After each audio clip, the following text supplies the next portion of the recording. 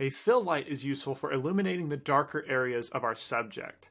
So with our key light coming from the upper right corner of our frame, this leaves the left side largely in shadow, and so we can use a fill so it's not totally lost in black shadow. And so I'm simply going to duplicate this key lamp, Shift D, and typically with the fill, it's positioned somewhat opposite of our key light, but it certainly doesn't have to be exactly opposite. I think something like this might work. Let's bring it down so it's not quite so high. And then begin to adjust it from the camera view, Shift Z in the viewport. And to expedite the rendering a little bit, I'm going to enable border rendering in the dimensions of our render panel. That way it's only limited to our camera's frame. And so back to our fill light, let's rename this lamp to be lamp fill.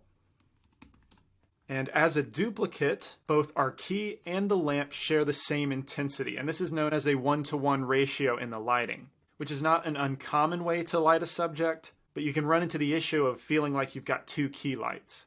And so often you'll see the fill light bumped significantly down, let's say by half, so let's go from 100 to 50, because for this situation, I want the key light to stand out as being primary, and so the fill should support that idea. I don't want to get rid of the shadows on the left side, because that's an important characteristic of the key light. Remember, it adds a sense of drama to the scene. And so the further we lower the intensity of our fill light, the more dramatic the shadows become. So shift-clicking on this value and raising it up, I think let's keep it at about 30.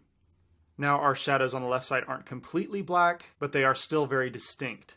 And up to this point, both of our lights are sharing the same color value, which is perfectly fine for achieving a balance in your lighting. But for a final lighting setup, pure white light gives this sense of sterility and often results in an unnatural, unappealing setup. So it's common practice to have a contrast between warm lighting and cool lighting.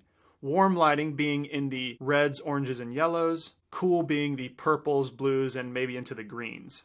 So let's take our key light and shift it over into the warm direction for color, just slightly, because if we go really saturated, of course that doesn't look natural.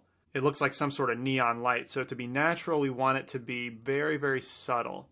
And then for our fill light, we'll juxtapose it with a blue cool color. There we go, something like that. It's a very subtle difference, but it's much more appealing than the sterile white. Okay, so that's two of the three components that make up the three-point lighting setup. The last component is the backlight or rim light.